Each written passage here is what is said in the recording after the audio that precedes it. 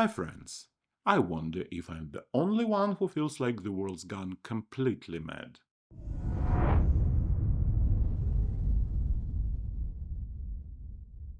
Scientists at the University of Cambridge have announced a major medical breakthrough. They have succeeded in growing fully functional blood vessels from reprogrammed human skin cells. The Daily Telegraph reports this, citing a publication in Nature Biotechnology. The team led by Dr. Sanjay Sinha managed to create veins with all the necessary layers: endothelium, smooth muscle, and internal valves, making them as close as possible to natural human vessels. According to the researchers, this opens a door to safer cardiac surgeries and improvements in procedures such as hemodialysis and artificial kidney transplants. The key breakthrough was that scientists learned how to turn skin cells into the correct smooth muscle cells. We are very encouraged by the potential of this method, Sinha says. His team hopes that in future it will be possible to grow not only veins but also arteries in the laboratory or even directly inside a patient's heart if stem cells capable of developing into vascular tissue and they are delivered there. Cambridge researchers emphasize that this is not just technology, it's a real hope for millions of people whose lives could be saved by vascular transplantation. It's not about playing with cells, but about giving patients health and years of full, meaningful life. Previously, similar experiments were carried out in California and other laboratories, but they used animals' plasma, which increased the risk of complications.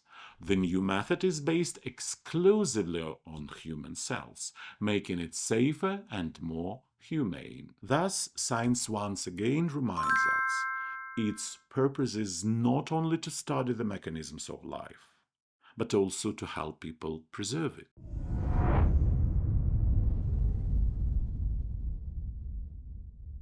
The can proudly displays the name Armadillo Milk, a tidy logo, and a promise of exotic flair.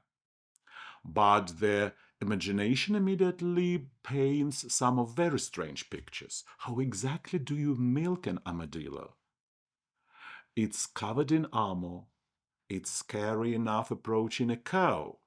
And how we are talking about a tiny tanks on legs to approach too.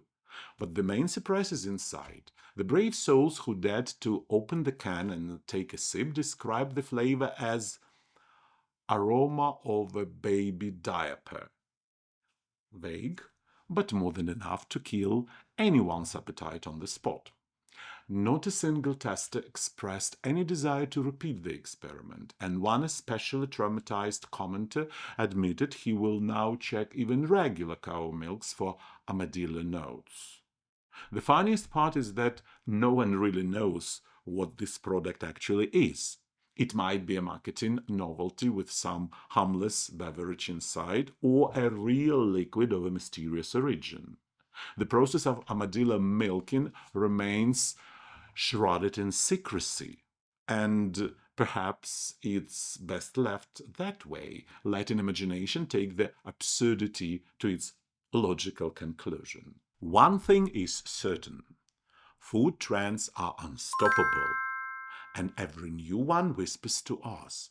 Today it's an armadillo, and tomorrow, who knows?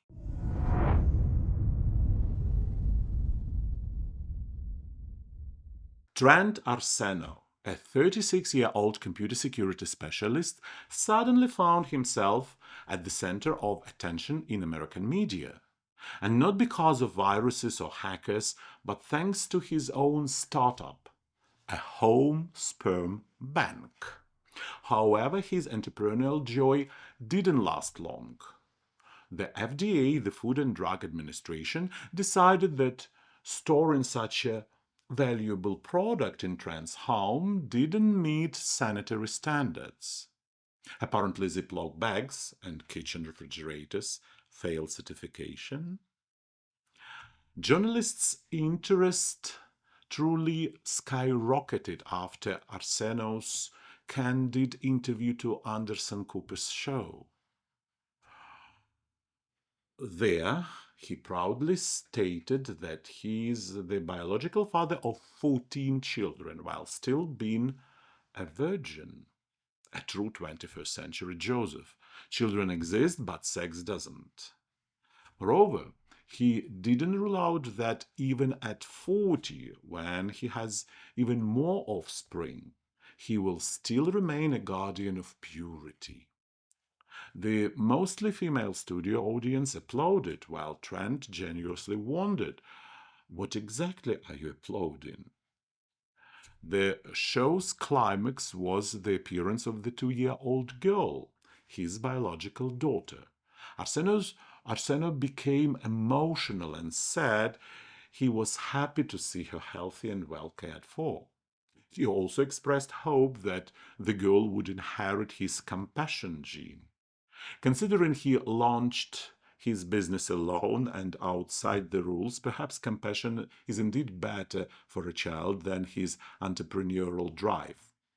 Another comedic subplot of the story is the rumor that Trent Arsenault was supposedly a porn star.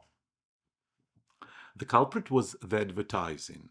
His home sperm bank services were promoted by a shady website, and a half-naked photo of Trent only cemented the legend. In reality, this is not a porn actor, but rather a human disposable syringe who accidentally wandered into someone else's industry. In the end, Arsenault lost his business, but not his fame. Because in a country where every second person dreams of launching a startup, he proved even a fridge full of vials can make you famous, though with a touch of public sarcasm.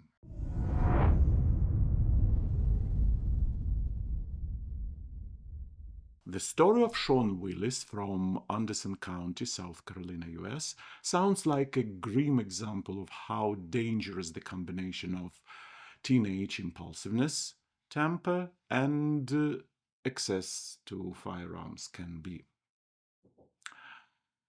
Late one evening, the boy called his girlfriend in a panic and muttered that his mother was lying in a bed covered in blood. The girlfriend was terrified, and her father, apparently a more practical man, decided to check for himself what was going on. To everyone's horror, he discovered that a woman was indeed dead, having suffered 2 gunshot wounds. When the police arrived, Sean first tried to come up with the stories worthy of a bad TV drama. It just happened, or someone broke into the house, but he couldn't maintain the lie for long and confessed he had shot his mother. The reason? A phone. She had taken away his device, and he became so enraged that he picked up a gun. The cost of this outburst was monstrous. The mother lost his life, and Sean received 30 years in prison, having committed the murder at only 16. This case is a dark reminder of how a single impulsive moment can destroy multiple lives at once. A phone, which usually costs a couple of $100, in this family ended up costing a priceless life and decades of imprisonment. And if there is ever a need for a loud, clear argument in favor of gun control and teaching teenagers proper emotional regulation, this tragedy is exactly that argument. What do you think about it? I'm really curious to hear your thoughts, my friends. Share them down in the comments. I'll be reading them all.